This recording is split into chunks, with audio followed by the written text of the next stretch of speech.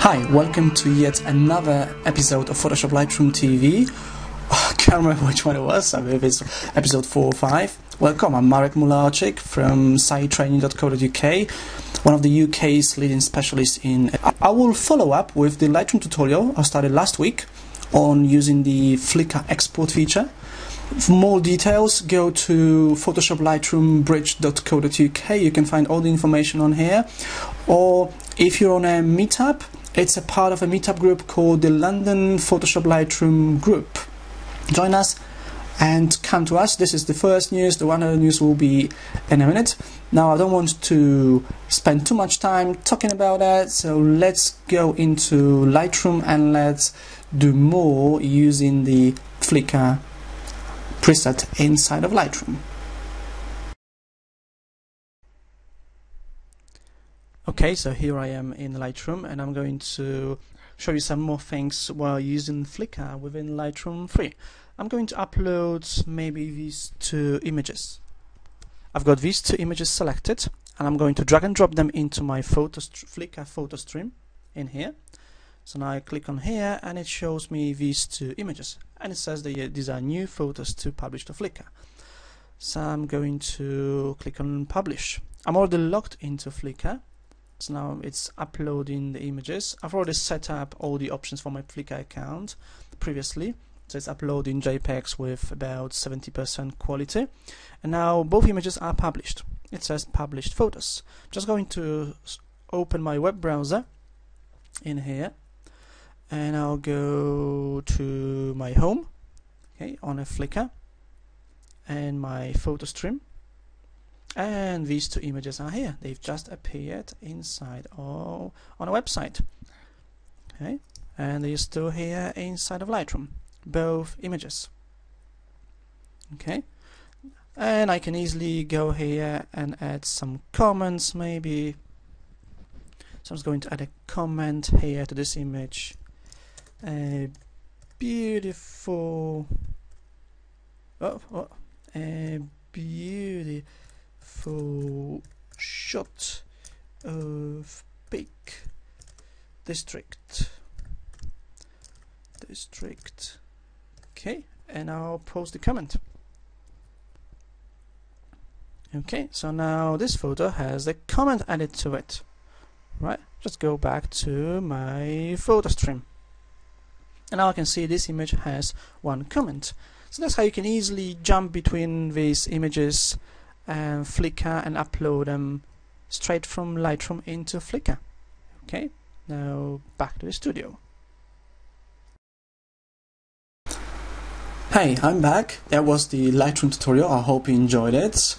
Remember, we've got a meetup on the 10th of August in central London. Come and meet us and see what you can do with Lightroom and Photoshop. Now, I've got a Photoshop tutorial for you. This will be a really quick tutorial and I'll show you how to brighten the teeth in Photoshop. You may need it sometime for one of your portraits, for photographs. I'll just show you how to quickly and create a subtle effect, how to brighten teeth using Photoshop. This will apply to any version of Photoshop. You don't need to have Photoshop CS5. It works with CS4, CS3, CS2, so it's not as important which version of Photoshop you use. Okay, so let's have a look on that. Oh, hello again. Now I'm inside Photoshop and I'm going to show you how to whiten the teeth in a quick and easy way. I've got this image open here. This is the stock image from iStock Photo. One of the ways to whiten teeth would be, first, I'm going to create a selection around the teeth. And I've already done it. If I go to my channels panel, I can see I've got my teeth selection. There's a number of ways to load it. I can go to select load selection and the channel will appear here. So I can easily press OK and load it as a selection. Okay, or if you like keyboard shortcuts, I'm just going to undo it, Ctrl Z. Just hold the Control key on your keyboard and click on the thumbnail of the channel. Just Control click on here and this is selected. Now I'll go to my layers panel and I'm going to create a new adjustment. I'll be using the adjustments panel. If you use Well, adjustments panel was new in Photoshop CS4, so this applies to Photoshop CS4 and CS5. If you use Photoshop CS3 or CS2, you can go to the bottom of the layers panel, click on this icon here, and use these adjustments as well. So what we're going to do here will be the hue and saturation adjustment. Okay, this loads a new adjustment layer, and because these teeth are yellow, we're going to target the yellow channel. So I'm going to select the yellows, and I will drag the saturation down, let's see, to about 60, minus 60 or even minus 70. This looks really nice. I'm just going to click on this eye icon to show you before and after. That's before, that's after. Now this looks so much better. This looks really nice. Okay, I'm fine with that, so I'll just click on this left pointing arrow to go back to the main window, and this is my before and after. This looks really nice. And let me show you just another way. So I'm going to hide this layer, I'm going to duplicate the background layer, I'll just drag it to the little page icon to duplicate the layer. I'm going to rename this layer to Whiten, okay, and I'll be working on this layer. Now this will be a longer process. This time I'm going to use the brush tool. First I'm going to zoom in on the image, so I use Ctrl+ a few times. Okay, I'll select the brush tool. I'll make sure my foreground color is set to white, because brush tool uses your foreground color.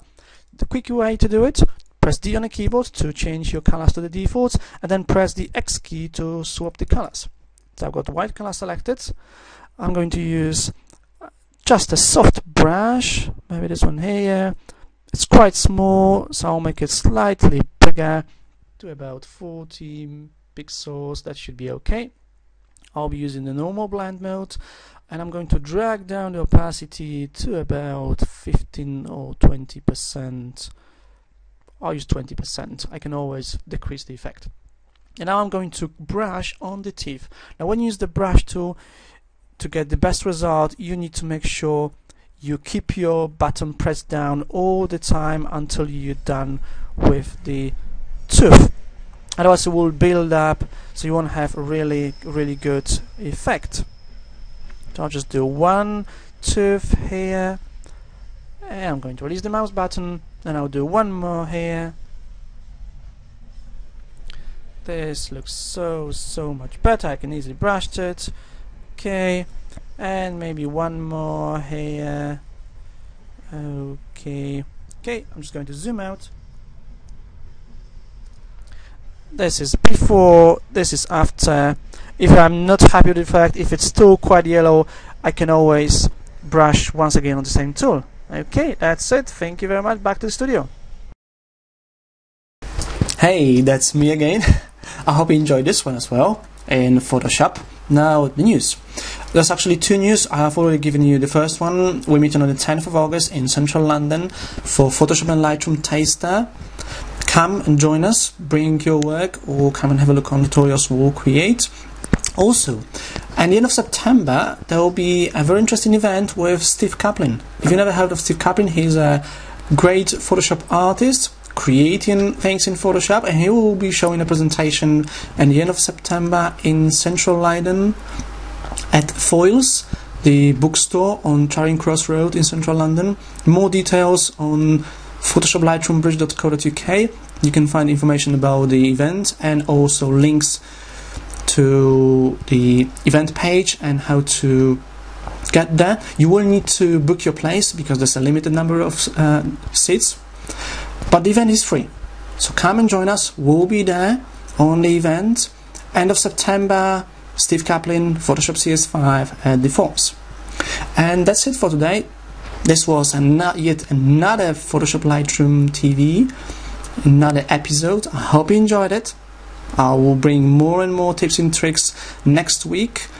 And that's it for today.